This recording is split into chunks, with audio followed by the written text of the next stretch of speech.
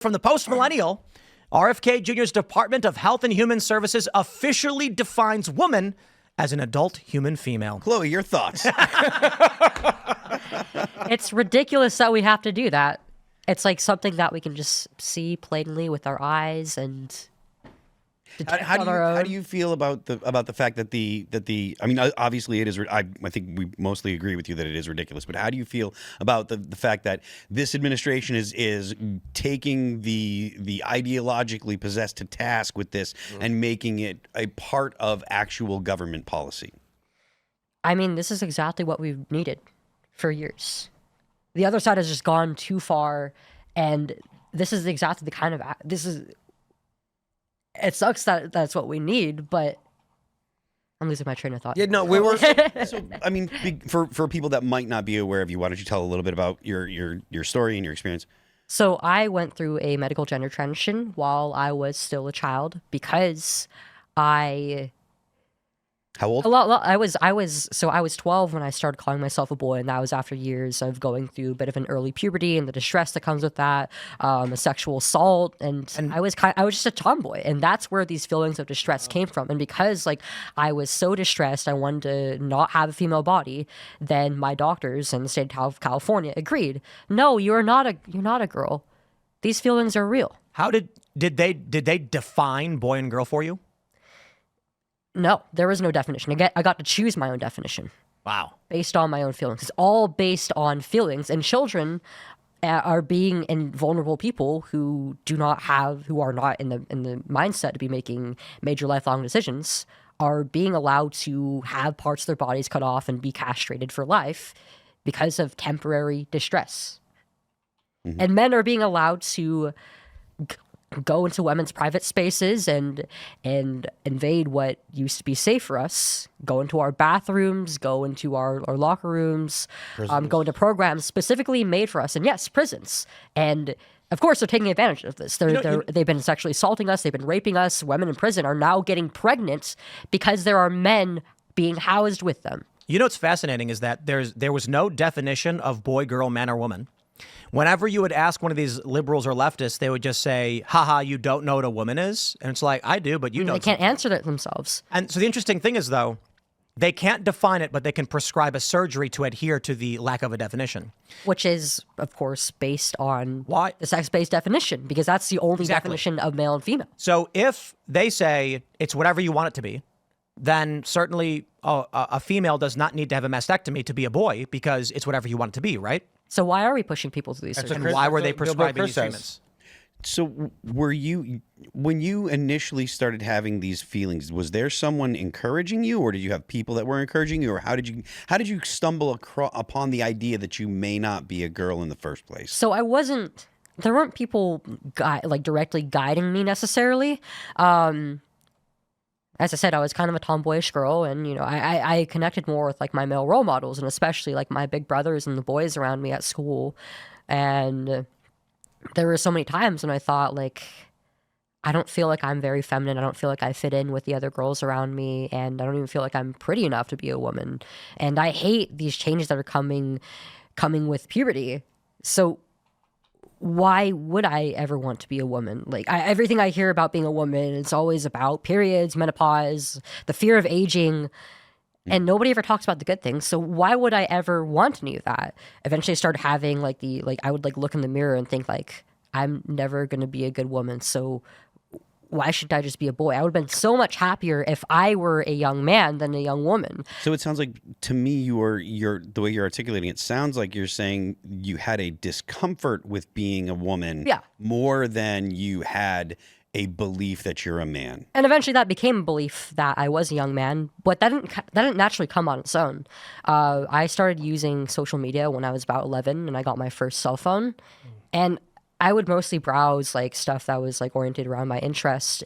But a lot of the kids that were also in these communities online just so happened to be young girls and sometimes boys who called themselves by the opposite sex. And this was nothing I'd ever really read about my whole life. So it was very novel, very interesting. This wasn't on Tumblr, was it? Well, I wasn't really using Tumblr a whole lot at the time, but there was like a lot of overlap between Instagram, which is primarily what I was using, and that community. There was like a lot of cross posting between platforms, so it was basically the same kind of culture between the two.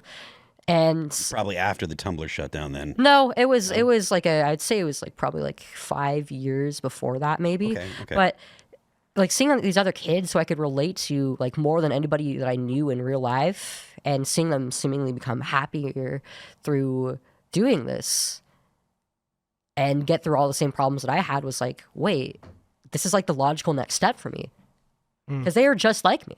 What was your parents' reaction to all this stuff? When I first told them, they were kind of at a loss. Like, they knew that I was a tomboyish girl, but I don't think any sane parent wants to hear this from their own kid. Like, I feel so distressed that I don't want to be the person who I was made to be in your womb. I feel like it's such a painful thing for a mother or father to hear from their own kid. And it certainly was for them. But they could see, like, it was clearly a mental health issue for me, and it probably came from some of my other social and emotional difficulties that I was going through at the time, and just me being a kid going through puberty. And they had the right idea. Like, they were okay with me just, like, experimenting with the way that I dressed and stuff, and nothing beyond that. They didn't believe that I was actually their son, but they had their hand forced when they decided that they were going to send me to a therapist and to get me a psychiatric evaluation and mental health help. For one, they weren't allowed in the room with me, so they didn't know what was actually going on. Your parents weren't what? They weren't allowed in the room with me during these consultations. Oh, really? By California law. What age? I was 12, going on 13 at the time, and I was going to my 8th grade year of middle school.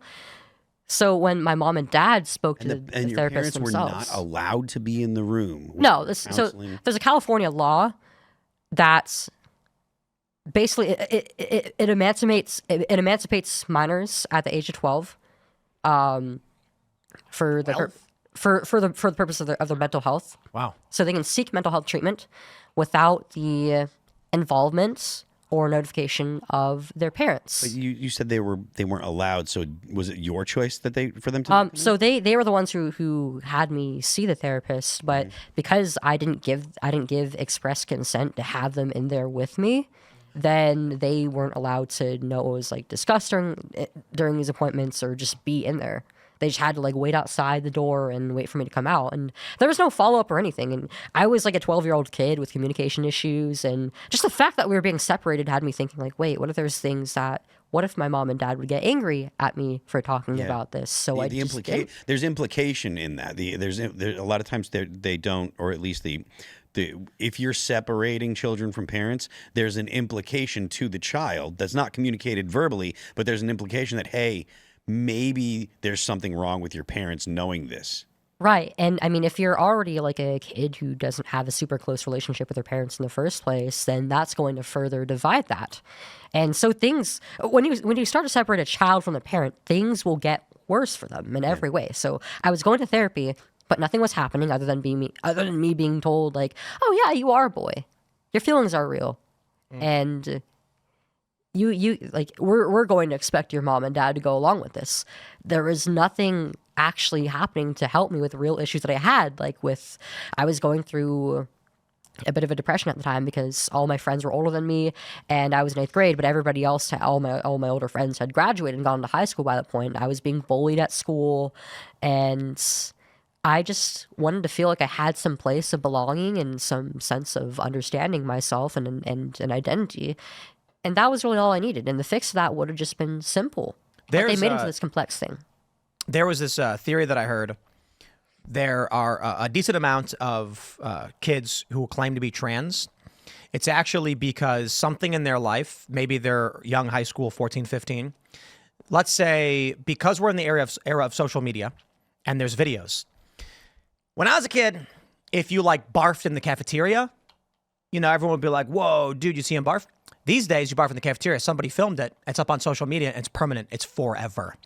Yep. And so I was reading this thing about how there are some therapists who believe that when a child in grade school or high school experiences a trauma and it's attached to them permanently through social media, there is only one way to escape that. Change who you are. and that they've encountered certain circumstances where the individual who was distressed was actually trying to escape something attached to their name.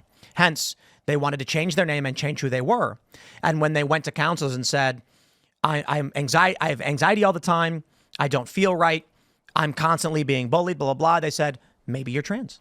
And they said, what does that mean? And they said, we can change your name, we can change who you are, you'll go to a different school, and you'll be a different person. And that was an escape to the bullying and trauma of their previous person. And not only that, if anyone at the other school dead named that person and brought up anything from their past, you'd get in trouble. So They're protected. Suddenly you're protected. You can't be bullied anymore as long as you go along with this thing. Oh. Yep. Incentive. I mean, I am part of the first generation of kids who grew up with basically these eyeballs all around us that if somebody catches something stupid that you're doing or saying, it's on the internet forever, and people know you for it forever. And I definitely felt that sense of pressure growing up. I was bullied not only at school, but also people would say post photos of me and say awful things about me online. These other kids who I went to school with, and I think it's no wonder that kids want to escape the mistakes of their past when they're not allowed to live it down. Well, it's all changing now. Is there? It's RFK Jr. formally states the HHS has released their updated definition for sex, going through all elements of the department. Blah blah blah. It says sex is a person's immutable biological classification. Female is a person of the sex characterized by a reproductive system with the biological function of producing eggs or ova. Male, same thing, but sperm. Woman is an adult human female. Girl is a minor human female. Man is an adult human male. Boy is a minor human male. Mother is a female parent. Father is a male parent. And immutable is the key word here because no matter what somebody does to their body, whether they have their puberty stopped or they take cross-sex hormones over the course of a few years or they get their sex organs chopped off or reconfigured, you cannot actually change your sex. It's something that stays with you for life. It's determined at conception. And you just become somebody with less parts or less functioning parts of your body. I mean, Chloe, was there something that happened that made it click in your head that you are in fact a woman? So throughout most of my transition, I was pretty confident in this idea that I was a young man and that this was going to make me feel happy and more fulfilled. Although pre-surgery, I'd say about a year into my transition, I started to realize that for whatever reason, I wasn't happy again. The euphoria that initially came with transitioning and with being recognized as a young man at school and with perfectly passing as the opposite sex was going to go away, and it just became life, and things were worse after the fact. But I started really ruminating because it's nobody had ever presented this idea to me before, not even my own doctors, that I could regret things one day or that it could be harmful or detrimental for me. So I thought that the issue was still my body and that I still had to change something. And I still had breasts. I'd already gone through a little bit of puberty, so I had decently developed breasts. And I thought, oh, that's it. I have to get rid of this. I am going to get surgery to get rid of these things, and I'm not going to have to worry about changing in the locker room anymore. I am not going to have to wear a shirt while swimming or while hanging out with my friends anymore. I can just be like a normal guy and never have to bind ever again. But as soon as I had the surgery, something clicked. And I think what it was that it was so... It was so irreversible and so immediately impactful. I had to grapple with the fact that I lost organs off of my body forever. That would hit And hard. Yeah. around this time, I started realizing, wait, I kind of miss some of the things about being a girl, just socially. I didn't miss periods. I didn't miss all the other things that come with female puberty, but just the little things like wearing makeup, wearing mascara, Did you having miss fun being with right my all hair. the time? You know Ali London? Yes, I do. Ali London said that after he kept getting all these surgeries, constantly thinking this one more would do it. And then after one moment, he just realized no matter how many surgeries he got, he didn't feel any better. Yep. And he needs to stop doing this. It's basically, it works very similarly to a drug addiction or dependency. But I think what really broke the glass for me, what completely took down the house of cards for me, was so when I had surgery, I was 15, and I turned 16 about a year after, about a month afterward. And then I was like, wait, I'm almost 18 years old. I'm almost legally an adult. I'm going to have to start thinking about my future beyond just what school I want to go to. I never had a relationship before. I don't think I even had a first kiss by the point in time. So I was thinking, wait, so when I have a relationship, am I going to get married? Is my partner going to call me a wife or a husband? And if I have children one day, I don't know how I'm going to do that while I'm on testosterone. I'm probably going to have to go off, which is probably going to induce more dysphoria. And even if I'm off of it for a while, what risks are there for me being a pregnant mother and any risk of birth defects for my child? And psychologically, how is me choosing to transition going to affect my children? How am I going to explain to my kids that I'm not actually their second father? I'm a mother, but I've chosen to live the lifestyle of a young man. I'm taking all these drugs to try and become something that I'm not. Is that not going to be damaging for them? And then I had this lesson in my junior year of high school about, I think it was the Harlow experiments on rhesus monkeys, the wire mother versus cloth mother. And it was the first time that I ever really thought about like breastfeeding or nursing in depth. And it hit me. Wait. So there's this like almost like universal experience for every mother who has naturally had their child of breastfeeding. And this is very special. And there's a lot of bonding and other things that go on during this. I'm never going to have that. What do you mean I'm never going to have that? Did I just lose potentially major parts of my adulthood during my childhood? And on one hand, I basically logicked my way out of my transition. But on the other hand, the grief and the pain was what finally made me decide that I couldn't go through with it anymore. Wow. Because it was killing me. Literally, I was like experiencing physical complications from it. I was having blood clots. I was having urinary tract issues. I didn't want to know how much worse my health was going to get if I kept going down this path. And I couldn't forgive myself. I thought, if I'm a mother, then I must be a monster for taking this away from my kids. And how I'm still a woman. None of this actually made me into a man. Am I just ugly now? Am I just a freak forever? I don't have any breasts. I look like a man. I sound like a man. I have the voice of a grown man. As a 16-year-old girl. You're not, by the way. Thank you. At the time, it was really rough, though. I didn't think I ever would recover. And one of the things that they used to really push my mom and dad into saying yes to all of this was the idea that I would commit suicide if I wasn't affirmed and if I wasn't allowed to do basically whatever the hell I wanted. But the truth is that I wasn't even close to suicide before. I was lonely, I was depressed, but I wanted to have a better life. I didn't want to take my own life. This only brought me closer to suicide. Wow. I had never been closer to taking my life than during the detransition process because I thought that life was already over for me, that I wasn't going to make it to 18 years old, and that I wasn't going to ever be happy again. That was very powerful. Thank you for the advocacy work you do. You're very brave to speak about this issue, and I know the pushback you get from the far left as a result of this. So I commend you for speaking out so bravely on this. Thank you.